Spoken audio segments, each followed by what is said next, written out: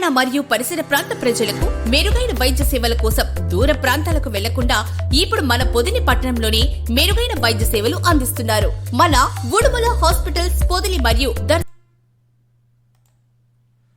పొదిలి పట్టణంలో విషాదం నెలకొంది. తాలూకాప్స్ వీధిలో జరిగిన ప్రమాదంలో ఓ పెయింటర్ విద్యుత్ షాక్తో ప్రాణాలు కోల్పోయారు. బూచిరాజు నాగరాజు వృత్తిరీత్యా పెయింటర్గా జీవనం సాగిస్తున్నారు. శుక్రవారం నాడు తాలూకాప్స్ వీధిలోని ఒక నూతన గృహానికి పెయింటింగ్ వేస్తున్న సమయంలో ఈ ఘోరం జరిగింది. పనిలో నిమగ్నమై ఉన్న నాగరాజు ప్రమాదవశాత్తు పక్కనే ఉన్న విద్యుత్ తీగలు తగిలాయి. కరెంట్ షాక్తో తీవ్రతకు ఆయన భవనం పైనుంచి కిందకి పడిపోయారు. స్థానికులు అప్రమత్తమై ఆయన రక్షించే ప్రయత్నం చేసినప్పటికీ అప్పటికే నాగరాజు మృతి చెందారు.